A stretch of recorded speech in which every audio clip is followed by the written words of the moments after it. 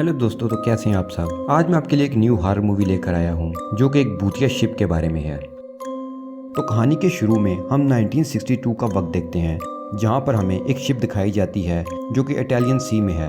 उसका नाम MS Antonia ग्रेजा है।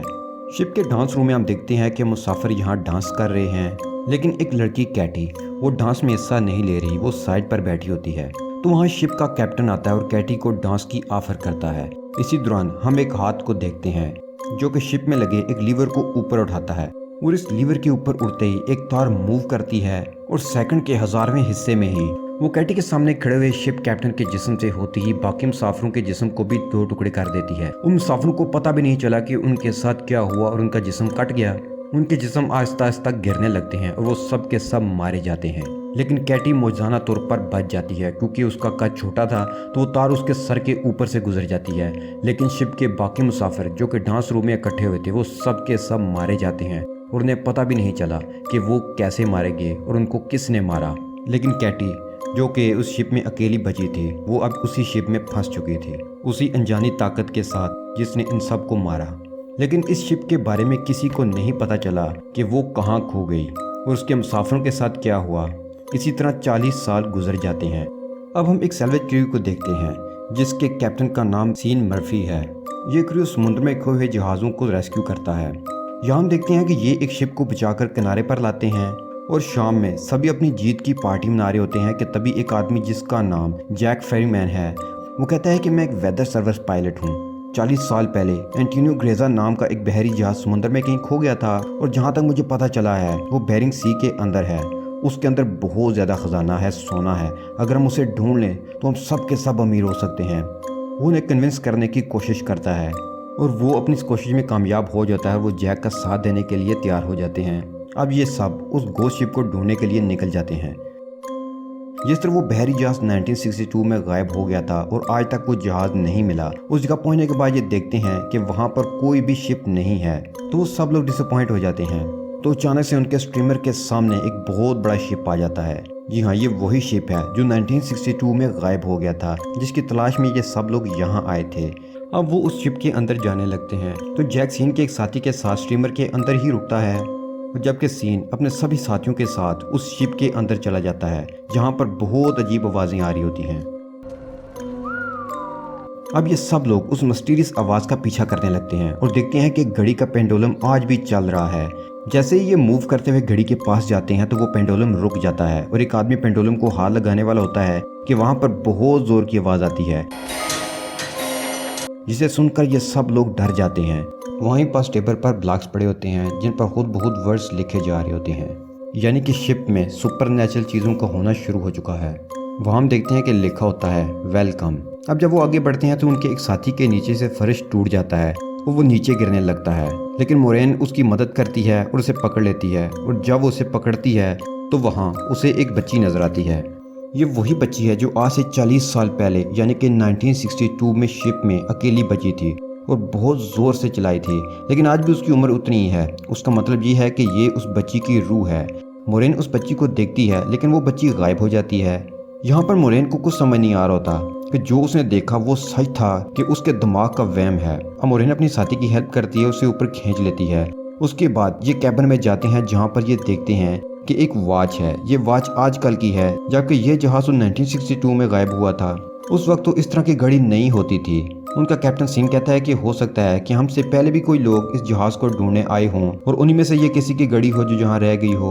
उसके बाद ये जहाज का मैनुअल लेकर वापस स्टीमर में आ जाते हैं। अब उन्हें पता चलता है कि जहाज में एक बहुत बड़ा सुराग है, जिससे जहाज आहिस्ता आहिस्ता डूब रहा है। ये लोग 3 दिनों में इस जहाज को मरम्मत करके उसे यहाँ से ले जाना चाहते हैं। इससे सब अपने काम में लग जाते हैं। अब मोरेन उस जहाज में जाती है और वो जहाज के उस हिस्से में जाती है जहाँ स्विमिंग पूल है। वो ये देखकर हैरान हो जाती है कि स्विमिंग पूल में गोलियों के निशानात हैं। अब वहाँ से निकलकर ऊपर की तरफ जा रही होती है तो उसे वही बच्ची दिखाई देती है। अब उसे डर जाती है और पूल में गिर जाती है। उसका सर पूल के बेस से टकराकर जख्मी हो जाता है और उसका खून निकलने लगता है।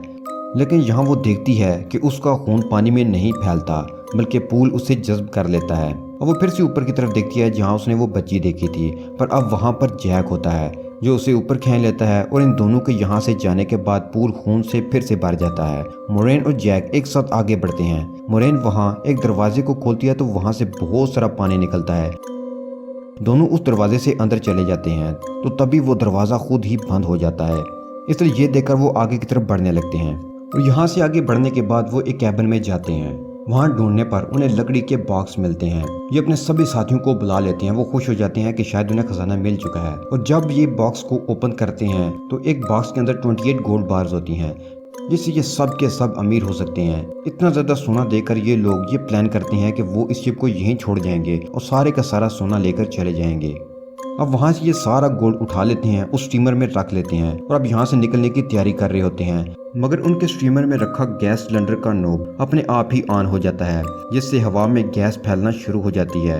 वहीं मोरेन एक बार फिर से उस बच्ची को देखती है जो उसकी तरफ भागती हुई आ रही होती है, क्योंकि वो उसे खबरदार करना चाहती है मगर कोई उसे पकड़कर पीछे धकेल देता है। तो तभी मोरेन का साथी इंजन को ऑन कर देता है, जिससे ब्लास्ट होता है और उसकी मौत हो जाती है। मोरेन बहुत कंफ्यूज्ड है क्योंकि वो इस बच्ची के बारे में जानना चाहती है जो उसे बार बार दिख रही होती है।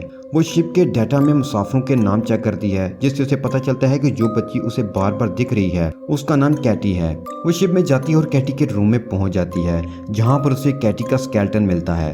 वो समझ जाती है कि जो लड़की उसे दिख रही है वो कैटी नहीं है बल्कि उसका गोश्त है, उसकी रूह है। अब हम सीन को देखते हैं जो कि कैप्टन के रूम में बैठा है और तभी उसके सामने उसी जहाज के कैप्टन की रूह आ जाती है, जो उसे गिलास में ड्रिंक डालकर देता है और उसे पीने की ऑफर करता है। साथ ही वो उसे एक फोटो देता है जिसमें एक शिप होता है। कैप्टन उसे बताता है कि आज से कई साल पहले यानी 1962 में हमने इस शिप को रेस्क्यू किया था। इसी शिप के अंदर वो गोल्ड था जो हम अपने जहाज एंटोनी ग्रेजा पर ले आए, लेकिन उसके ठीक 2 दिनों के बाद हमारा जहाज हमेशा के लिए गायब हो गया। उसके बाद कैप्टन की रूह सीन मर्फी को एक और फोटो दिखाती है। जब सीन मर्फी उस फोटो को देखता है तो उसके चेहरे का रंग उड़ जाता है। अब हम फिर से मोरेन को देखते हैं जो उस बच्ची की रूह के साथ बैठी होती है। वो उसे बताती है कि इस जहाज के अंदर मैं अकेली रूह नहीं हूँ बल्कि और भी बहुत सारे लोगों की रूहें कैद हैं, और जो ये सब कुछ कर रहा है उसे बहुत सारी रूहों की जरूरत है, और जब उसका काम पूरा हो जाएगा तभी हम अपनी अरवाह की दुनिया में जा सकते हैं। तो तभी उनके एक और साथी को दिखाया जाता है जो इस जगह पहुंच जाता है जहाँ पर आज से कई साल पहले पार्टी चल रही थी। अचानक वहाँ का माहौल बदल जाता है, पूरे का पूरा माहौल 1962 के वक्त का हो जाता है। वहाँ पर वो सिंगर भी थी जिसके गाने पर सब लोग गाना गा रहे थे और डांस कर रहे थे, और तभी उसे ट्रैप करके मार दिया जाता है। अब उनके 2 लोग मारे जा चुके हैं। इनके 2 और साथियों को भी दिखाया जाता है जिन्हें वहाँ पर खाना मिलता है। उन्हें भूख लग रही थी इसलिए वो उस खाने को खा लेते हैं, मगर अगले ही पल वो देखते हैं कि वो खाना नहीं बल्कि कीड़े हैं, जिसके बाद उन्हें उल्टी हो जाती है। अब फिर से सीन मर्फी को दिखाया जाता है जिसे अब बहुत कुछ पता है, इसलिए वो जल्द से जल्द इस जहाज से निकलना चाहता है। वो मोरेन को ढूंढ रहा होता है मगर तब उसके सामने उसका वही साथी आता है जो ब्लास्ट में मारा जा चुका था। दरअसल ये उसका भूत होता है जो लगातार उसकी तरफ बढ़ रहा होता है। मोरेन भी वहाँ से निकलना चाहती है, वो भी उसी तरफ आ जाती है जहाँ सीन है। सीन को मोरेन के चेहरे पर अपना वही साथी दिखता है जो अभी भूत बनकर उसकी तरफ आ रहा था, इसलिए वो मोरेन के ऊपर अटैक कर देता है, मगर मोरेन उसके पाँव को जख्मी कर देती है। फिर सीन उसे मारने वाला होता है तो जैक आकर उसके ऊपर हमला करके उसे बेहोश कर देता है। जैक ही वो आदमी है जो इन सब को यहाँ पर लेकर आया है। अब चूंकि सीन ने मोरेन के ऊपर हमला किया था, उसे नीचे एक्वेरियम में बंद कर देते हैं। उनके 2 बाकी साथी भी आ जाते हैं तो जल्द से जल्द इस शिप को ठीक करके यहाँ से निकलना चाहते हैं। उनके पास उसके अलावा और कोई चारा नहीं है। ये लोग नीचे जाकर शिप को ठीक कर देते हैं। मोरेन उस एक साथी को ढूंढने के लिए जाती है तो तभी उसके सामने उसी लड़के की रूह फिर से आ जाती है जो उसे दिखाती है कि उस आदमी की मौत हो चुकी है। ये वही आदमी है जो पार्टी रूम में पहुंच गया था। पार्टी रूम में जो सिंगर थी उसने उसे सेड्यूस किया था, उसके पीछे पीछे ऊपर गया और उसे ऊपर से धक्का दिया गया। अब बच्ची की रूह मोरेन को 1962 का पूरा वाकया दिखाती है जब सब लोग उस बहरी जहाज में मारे गए थे। सबको अलग अलग तरीके से मारा गया था, जिसमें कैटी भी थी। अब जो गैंग जो जहाँ पर सोने के लिए आया था वो सोने तक पहुँच जाता है, लेकिन वो सिंगर जो इस रूम में गाना गा रही थी जहाँ सब लोग मारे गए थे, वो एक आदमी को फंसाकर उसके साथियों को मरवा देती है। मगर सिंगर की आंखों में लालच होता है इसलिए वो उसे भी मार देती है। सिंगर को लगता है कि अब सारा सोना उसका हो चुका है, क्योंकि बहरी जहाज में उसके अलावा सभी लोग मारे जा चुके होते हैं। फिर वहाँ पर वो आदमी आता है जिससे ये सारा मंसूबा बनाया होता है। जो इस सोने को हासिल करना चाहता है। वो एक एक को इशारा करता है जिससे उस सिंगर की भी मौत हो जाती है। और अब कैटी मोरेन को इस आदमी का चेहरा दिखाती है जिसे देखकर मोरेन पूरी तरह से घबरा जाती है क्योंकि वो आदमी जैक होता है। वही इन सबको यहाँ सोना ढूंढने के लिए लेकर आया था। मोरेन को समझ आ जाती है कि सीन बेगुनाह है, इसलिए वो उसे बचाने के लिए एक्वेरियम की तरफ भागती है, लेकिन सीन मर चुका होता है। कैप्टन ने जो उसे फोटो दी थी वो अब भी उसके हाथ में होती है, जो मोरेन पानी में देख लेती है। और ये फोटो जैक की होती है। जैक कोई इंसान नहीं बल्कि एक शैतानी रूह है जो किसी के लिए काम कर रही होती है। वो रूहों को इकट्ठा करती है। हो सकता है कि वो शैतान के लिए काम करता हो। उन सबको भी मारकर उनकी रूहों को भी जमा करना चाहता है। मोरेन अपने साथी से कहती है कि जैक पर नजर रखो, मैं दूसरे साथियों को ढूंढने जाती हूँ जो कि पानी के अंदर है। मोरेन वहाँ पहुँचती है मगर उससे पहले ही उसके साथी की भी मौत हो चुकी होती है। जैक ने उसे भी मार दिया था। जैक उस जगह आ जाता है जहां मोरेन ने अपने साथी को जैक पर नजर रखने के लिए कहा होता है। जैक और उसके दरमियान बहस हो जाती है, इसलिए मोरेन का साथी जैक को गोली मार देता है। उसे लगता है कि वो मारा जा चुका है, इसलिए फिर वो वहां से चला जाता है। मोरेन उस जहाज को तबाह करना चाहती है, इसलिए वो हर जगह बम लगा देती है। तभी उसके पास उसका साथी आ जाता है जिसने जैक को गोली मारी होती है। वो मोरेन को कहता है कि हमें जहाज को तबाह नहीं करना चाहिए, मगर मोरेन उसकी बात नहीं सुनती। वो कहती है कि मैं इस जहाज को तबाह करके ही रहूंगी क्योंकि इस शिप में बहुत सी रूहें कैद हैं। अगर हमने इसे ना रोका तो ये और भी लोगों को फंसाकर इस जहाज में लाएगा और उन्हें मार दिया जाएगा और फिर शैतान की भेंट चढ़ा दिया जाएगा। और तभी हम देखते हैं कि उसका साथी जैक के रूप में बदल जाता है, जिससे ये सब पता चलता है कि जैक ने उस आदमी को भी मार दिया है जिसने उसे गोली मारी थी।